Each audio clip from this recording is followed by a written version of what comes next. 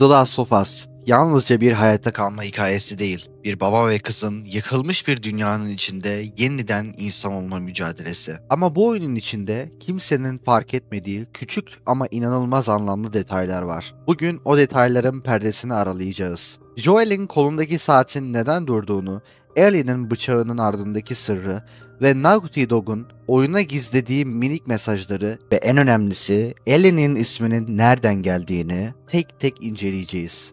Hazırsan hayatta kalmaya değil, gerçeği görmeye başlıyoruz. Oyun daha başlamadan Joel'in bileğinde duran o eski saati görüyoruz. Bu saat kızı Sarah tarafından doğum günü hediyesi olarak verilmişti. Saat kurşunla birlikte kırıldı.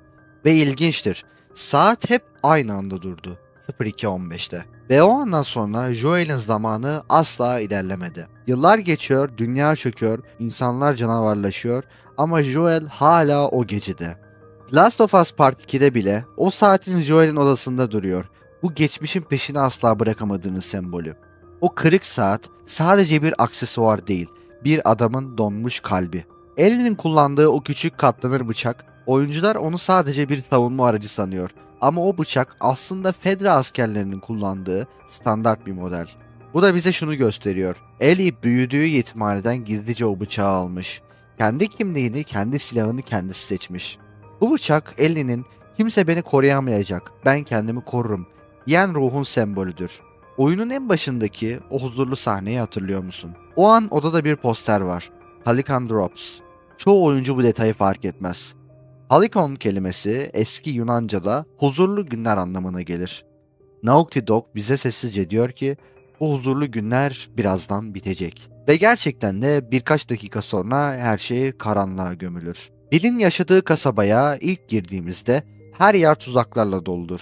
Ama o kasabanın içinde çok daha sessiz bir hikaye gizlidir. Frank'in notunu bulduğumuzda "senden nefret ettim ama seni sevmeyi bırakamadım" der. Oyunda açıkça söylenemez ama bu iki adam uzun yıllar birlikte yaşamıştır. Evde 2 diş fırçası, 2 yatak, aynı anda açılmış 2 şarap şişesi vardır. The Last of Us dünyasında bile sevgi bazen korkudan daha güçlü bir duygudur. O efsanevi zürafa sahnesi.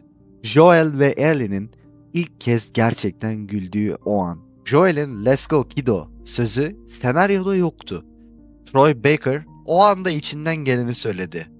O an insanlığın içindeki son huzur parçasıydı. Aslında bu sahne Naughty Dog tarafından gerçek modelleme ve doğaçlama diyaloglarıyla yapılmış. Dünyanın sonu gelmişti ama bir çocuk hala gülüyordu. Oyunun en acı sahnesi Joel'in kucağında Sarah'ın ölümü. Bu sahne stüdyoda sadece bir kez çekildi.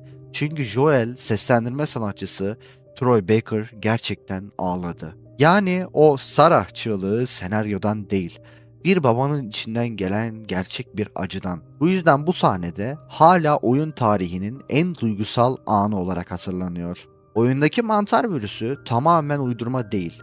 Cordyceps adlı mantar gerçek hayatta karıncaları enfekte ediyor. Onların beynini ele geçirip kendi mantarlarını büyütüyor.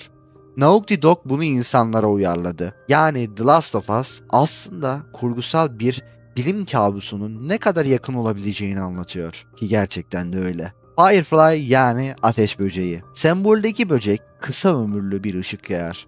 Tıpkı örgütün idealleri gibi kısa bir süre parlar ve sonra söner. Onlar umutla yola çıktı ama sonunda karanlığa yenildiler. Bu insanlığın kendi umutlarını bile söndürebileceğini anlatan sessiz bir metafor. Oyunu bitirdikten sonra menü değişir. Artık o karanlık karantina görüntüsü yoktur. Yerine birkaç sahil ve bir tekne çıkar. Bu Joel ve Ellie'nin karanlıktan çıkıp yeni bir hayata yelken açtığının sessiz bir mesajıdır. Ellie'nin adı Eleanor veya Ellen gibi klasik isimlerin kısaltılmış halidir.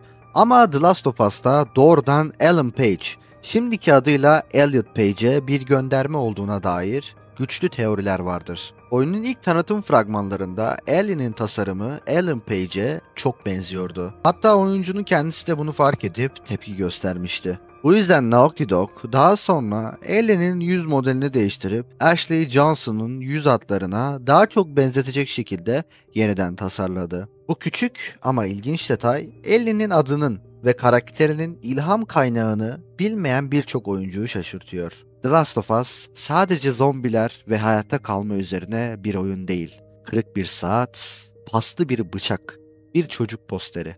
Hepsi birer birer hikaye anlatıyor ve bazen en büyük anlam sessiz kalan şeylerde saklıdır. The Last of Us insanlığın sonu değil, vicdanın sınavıydı.